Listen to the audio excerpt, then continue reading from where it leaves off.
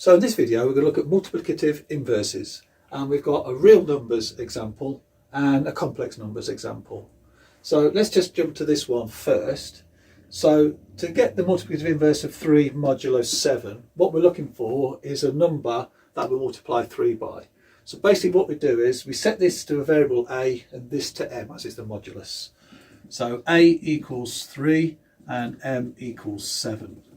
Now the first thing we need to check is that the greatest common divisor of 3 and 7 is 1. In this case they're both co-prime, so that works all good. So we've got 3 and 7, that is 1. So then what we're looking for is the solution to ax is congruent with 1 modulo m. We've got our values for a and m, so plug them in. So 3x is congruent with 1 modulus 7. And what value of x do we need here? Well, if you just go through the numbers, you go from 1 to 6. So 3 times 6 is 18. That's not going to work. 3 times 5 is 15. 15 is congruent with 1 modulus 7. That looks good to me. So here, let's just write that in. 3 times 5 is congruent with 1 mod 7, in which case x equals 5. So therefore 5 is the multiplicative inverse of 3 modulo 7. So that takes care of the real numbers. Now the complex numbers, what we want to do here is, first of all, let's make some notation here. Now multiplicative inverse of z we'll just denote as z to the minus 1.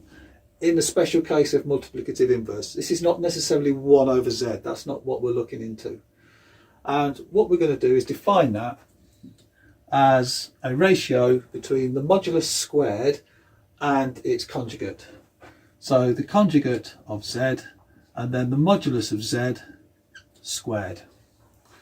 So what we're going to do now is plug those numbers into here using our complex numbers format. So z is of the format a plus bi. In this case a equals 8, b equals minus 6. And also in complex analysis, a and b are always real numbers. So that's the key thing here. Okay, so let's go with that. So then we've got conjugate of 8 minus 6i is 8 plus 6i. And then the modulus of a complex number, well, the modulus is always by Pythagoras a squared plus b squared inside the square root. So let's put that inside here. So then we've got square root of a squared plus b squared. So that's 8 squared plus minus 6 squared. And then we square that. So if I just put that in a bracket and square it, it seems pretty trivial because all we're going to do now is lose the radical. So then we're left with 8 plus 6i. And then 8 squared is 64, plus minus 6 squared is 36, that's 100. Square of 100 is 10, and then square that, we get 100. So 8 plus 6i over 100. Okay, so now what we can do is we can just simplify this off a little bit and break it into its real and imaginary parts. So then we'll get 2 over 25 plus 3 over 50i, and that's our multiplicative inverse of the complex number. Now what I'm going to show you is how we can show that this is the case for all multiplicative inverses.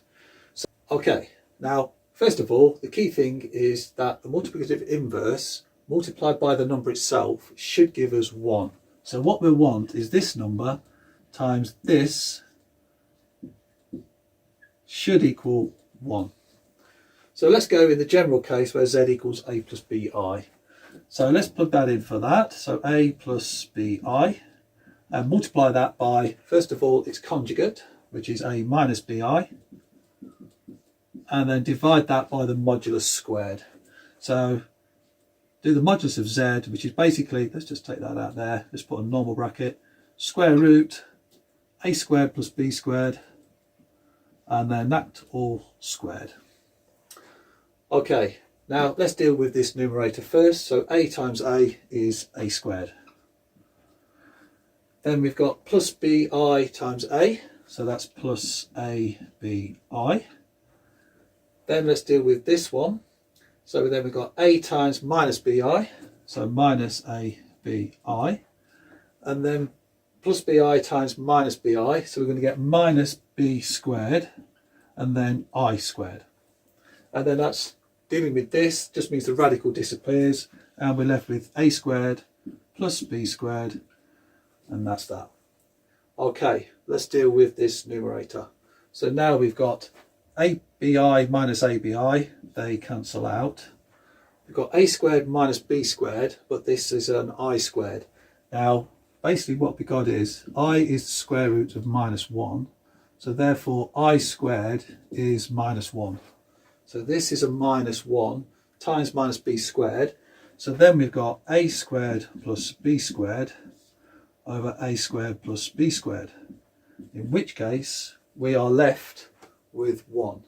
And that just shows us that the multiplicative inverse is good with this formula here. Okay.